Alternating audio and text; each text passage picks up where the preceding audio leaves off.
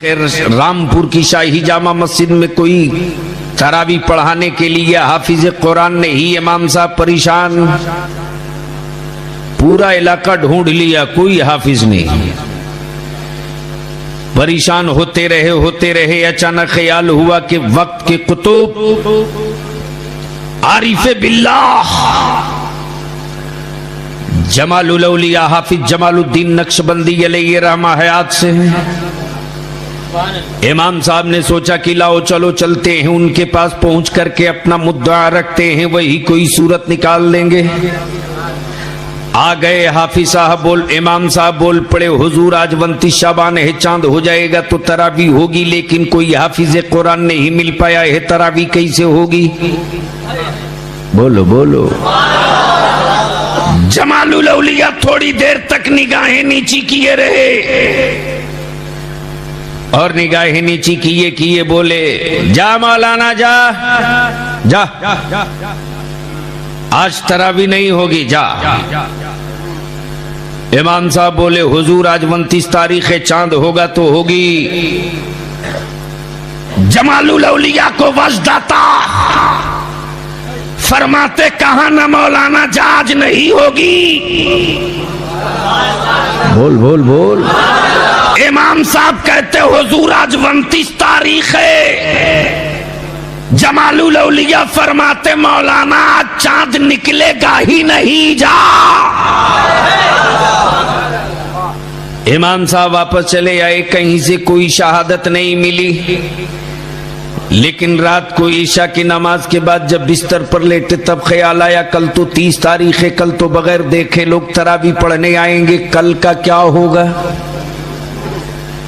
इमाम साहब दौड़े दौड़े फिर आए, जमालुल औलिया की बारगाह में पैर पकड़कर झूम पड़े, बोले, हुजूर कल आज तो काम चल गया, लेकिन कल का क्या होगा? कुछ इंतजाम कीजिए सरकार। जमालुल औलिया फरमाते हैं, मौलाना जा चुपचाप सो जा, जा जा, जा, जा। सुबह सवेरे उठना, फजर की नमाज पढ़ाना और नमाज पढ़ाकर मस्जिद के दरवाजे से बाहर आना। बाहर जब मस्जिद के दरवाजे से निकलोगे तो जो भी आदमी तुझे मिल जाए, जो पहले तुझे मिले, उसे पकड़ के सीधे मेरे पास लिए चले आना। इमाम साहब फजर की नमाज पढ़ाकर मस्जिद के दरवाजे से जैसे बाहर निकले, इत्तफाक से एक पंडित जी बेचारे खूंटी वाली खड़ाउन पहने,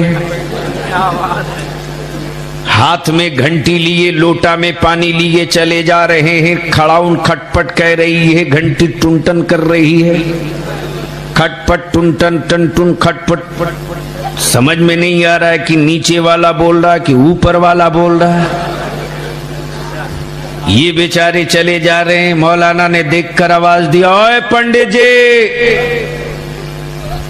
पंडित जी पीछे मुड़कर देखे, बोले, मुझको? कहा? हाँ पी को।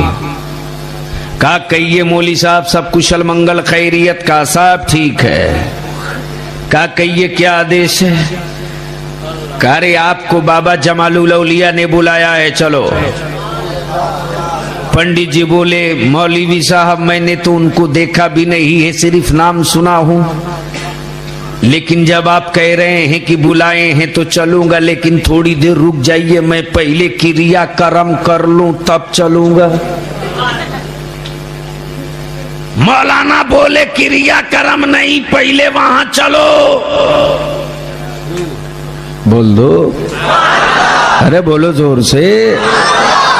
जब पंडित जी चल पड़े जमालुल औलिया की बारगाह में, तब मौलाना ने दांत पीसकर कहा, चलो बच्चों, जाने के बाद इस लायक बचबे नहीं करोगे कि वहां फिर वापस लौटने की नौबत आएगी, चलो। जैसे ही पंडित जी आए वैसे ही जमालुल औलिया देखकर मुस्कुराए, मुस्कुराकर फरमाए, पंडित जी आ गए? कहाँ हुजूर आ गया। तब जमालुल औलिया फरमाते हैं, पंडित जी देखो ना, इन साल बड़ा गड़बड़ हो गया। का क्या हो गया?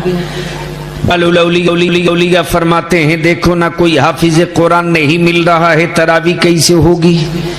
इसलिए मैं चाहता हूं कि पंडित जी इन साल तरावी तुम ही पढ़ा दो।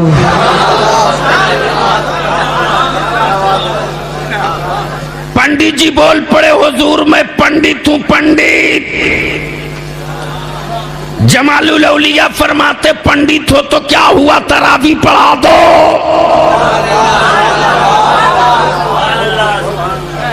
पंडित जी कहते हुजूर मुझको तो पहला कलमा भी याद नहीं, ये 30 पारा कैसे सुनाऊंगा। जमालुल औलिया कहते पंडित जी हिम्मत मत हार, हिम्मत करना तेरा काम, पढ़ाने के लायक बनाना मेरा काम।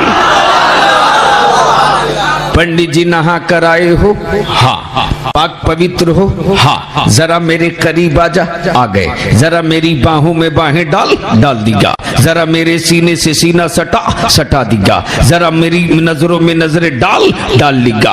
अब जमालुल औलिया फरमाते पंडित जी जब बाजुओं में बाजू डाल दीगा, सीने से सीना सटा दीगा, नजरों से नजरें मिला लीगा, तो पूरी ताकत से पकड़कर मुझको दबोच ले, दबोच भी लीगा।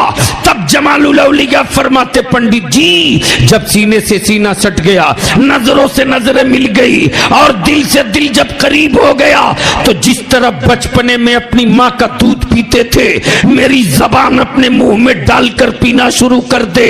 पंडित जी मुंह में जबान डालकर पीने लगे। अभी पंडित ने थोड़ी ही देर जबान पिया था कि जमालुल औलिया फरमाते पंडित जी बोल कहां तक पहुंच गए। पंडित बोल पड़ा हुजूर 10 पारा मुकम्मल हो गया। फिर थोड़ी देर के बाद पूछा आप कहां तक पहुंच गए, कहा 20 पारा मुकम्मल हो गया।